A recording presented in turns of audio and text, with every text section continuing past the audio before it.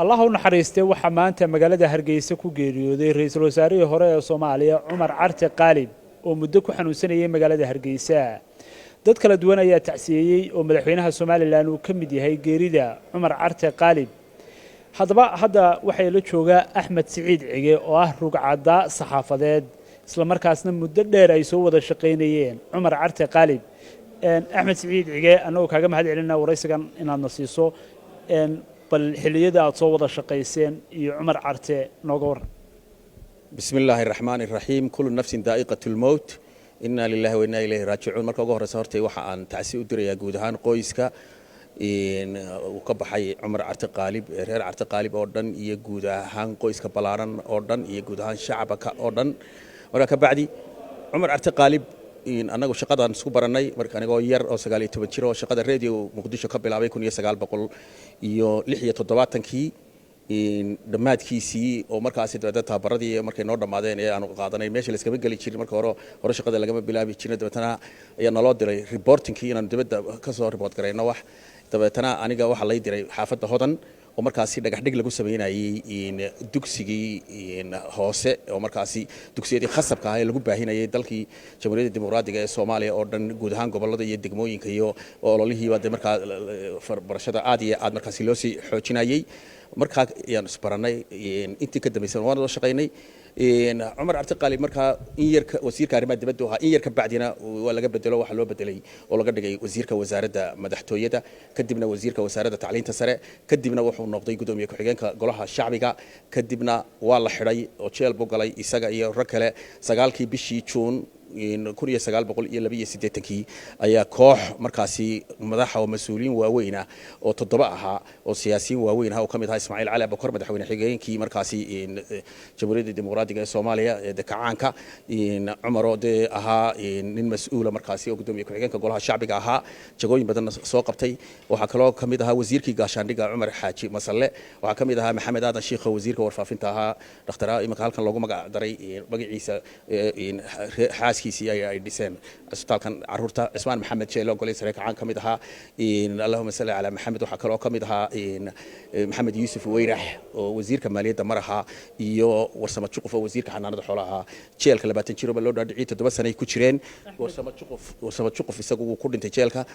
6dii kalena 7 sano markay jeelka ku jireen ayaa maxkamaddii badbaadada la keenay 2 ilaa iyo 7 bishii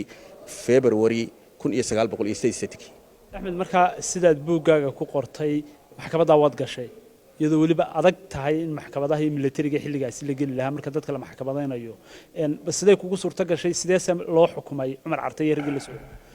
Umar Carte Qaalib iyo hortay 6 nin oo 7 ahaayeen nin jeelkii ku dhintay maxkamaddii badbaadada ahayd halkii baarlamaankii kacaanku inqilaabay Maxamed Siyaad Barre iyo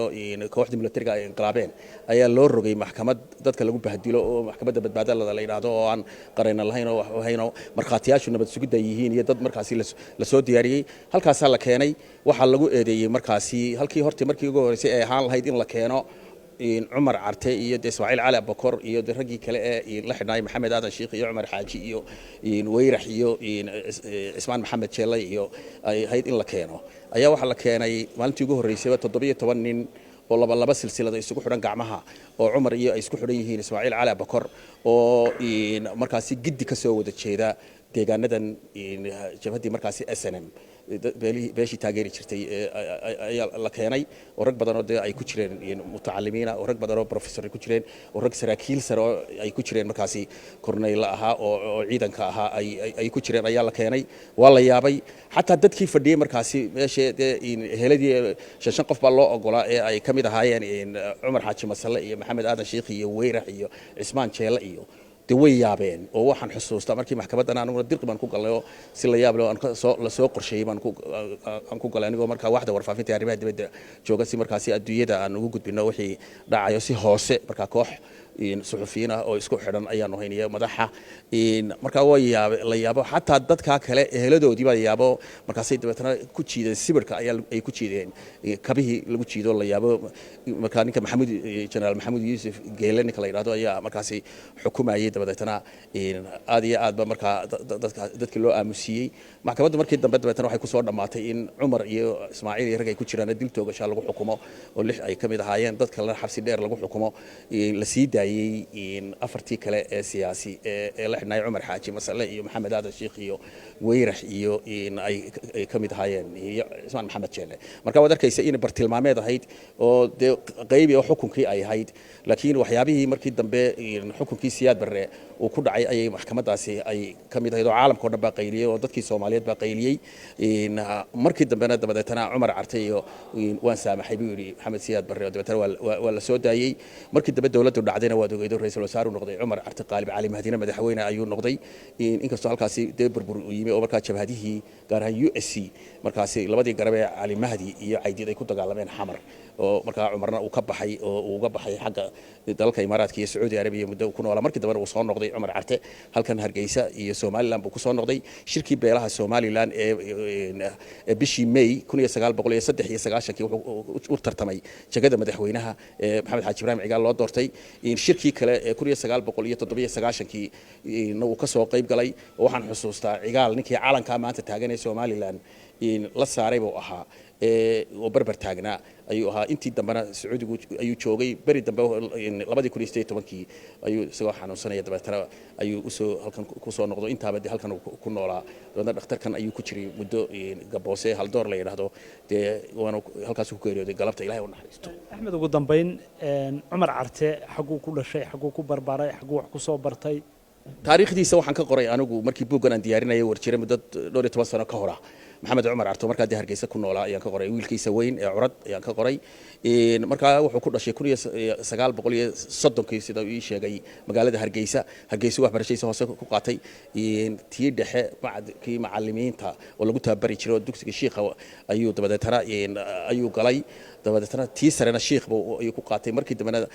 macallimo ku shaqeeyay dabadeetana jaamacad baa loo diray St Paul's la yiraahdo ayuu sheegay maxamed Cumar Carte dabadeetana waxa uu noqday 1959 kii gudoomiye ku-xigeenka degmada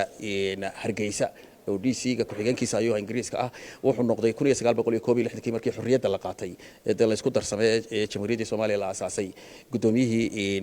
degmada Ceerigaabo dabadeedna 1962 sidoo ku qoran taariikhda buugaad ka helayso waxa uu wareegay xagga diblomaasiyadda markii dambe wasaaradda arrimaha dibadda anigu aan ka shaqeeyay sanadihii ugu dambeeyay ka hor burburkii Axmed Maxamed Aadan Qaybe oo ay soo wada shaqeeyeen wuxuu ii sheegay in Cumar Carte Qaalib Ilaahay u naxariisto iyo wasiirkii tacliinta ee dawladda rayidka ahayd Aadan Isaaq labaduba laba xogeeye safaaradii Soomaaliya markii la furay ugu horeysay 60kii ay u ahaayeen 60kii markaasi ay u ahaayeen laba xogeeye ay u ahaayeen Qaybe oo markaasi ahaa safiirkii Soomaaliya ee u fadhiyay Moscow marka Cumar Carte dabadeetana markii dambe wuxuu isu sharaxay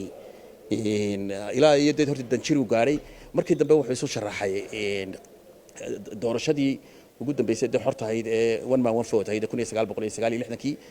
ayuu isu sharaxay Hargeysa iska sharaxay laakiin muu helin markii kacaan ku dhashayna 22 Oktoobar 1969